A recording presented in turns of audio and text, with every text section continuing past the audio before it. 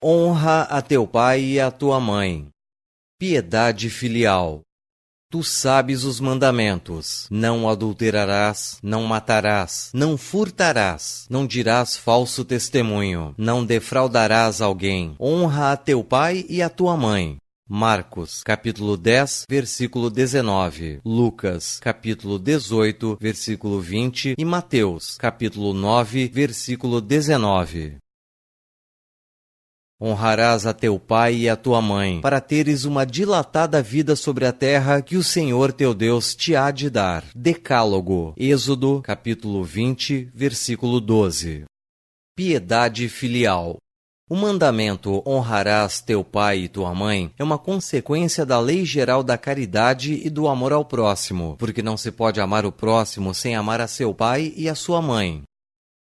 O termo honrar, no entanto, amplia o dever para com os pais, levando-o para a piedade filial. Deus quis demonstrar, assim, que ao amor se deve juntar o respeito, a estima, a submissão e a concordância espontânea. Isso tudo implica a obrigação de cumprir para com os pais, de uma maneira mais completa, tudo o que a caridade manda seja feita ao próximo. Esse dever se estende naturalmente às pessoas que ocupam o lugar do pai e da mãe, cujo mérito é tanto maior quanto o devotamento dessas pessoas é menos obrigatório. A justiça divina cobra a violação desse mandamento. Honrar seu pai e sua mãe não será somente respeitá-los, será assisti-los em suas necessidades gerais, será procurar dar-lhes repouso na velhice, será cercá-los de atenções, assim como eles fizeram por você na sua infância.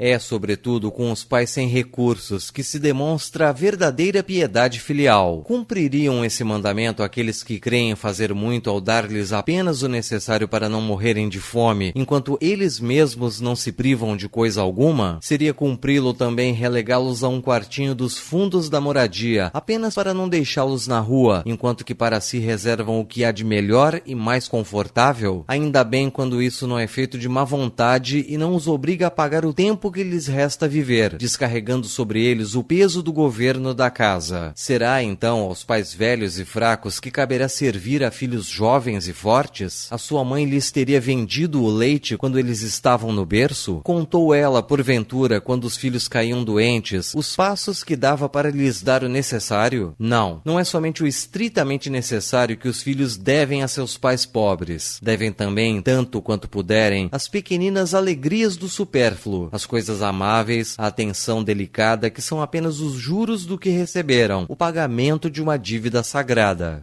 É somente essa piedade filial a aceita por Deus. Infeliz, portanto, daquele que se esquece do que deve aos que o sustentaram na sua fraqueza infantil dos primeiros dias, daqueles que com a vida material lhe doaram a vida moral e que muitas vezes se impuseram duras privações para lhe assegurar o bem-estar. Infeliz do ingrato que sofrerá as consequências pela ingratidão e pelo abandono demonstrado a seus pais. Por sua vez, será ferido nas suas mais caras afeições, talvez nesta mesma existência, mas com toda certeza numa reencarnação futura, em que sofrerá os mesmos dissabores que fez seus pais sofrerem.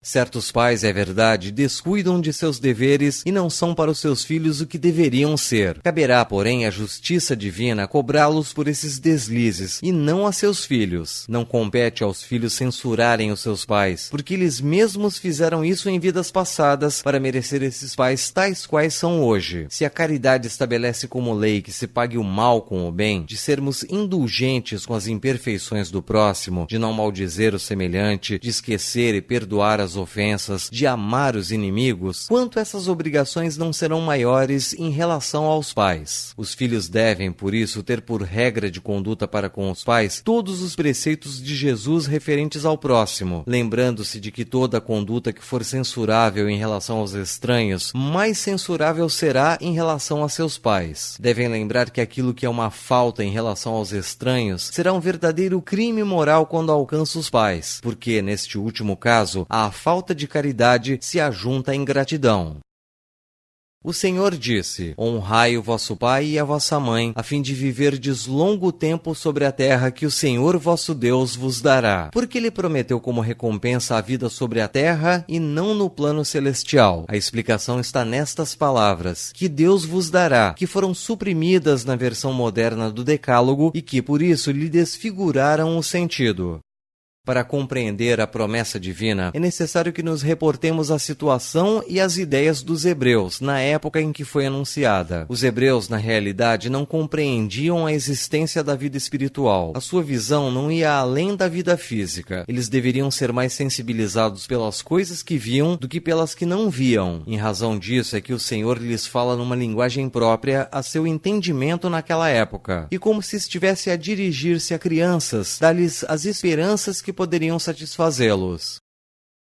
Achavam-se eles ainda no deserto. A terra que o Senhor lhes daria era a terra da promissão, objeto de suas aspirações maiores. Eles não desejavam nada além disso, e o Senhor lhes diz que viverão longo tempo nessa terra, isto é, que a possuirão por longo tempo se lhes observassem seus mandamentos.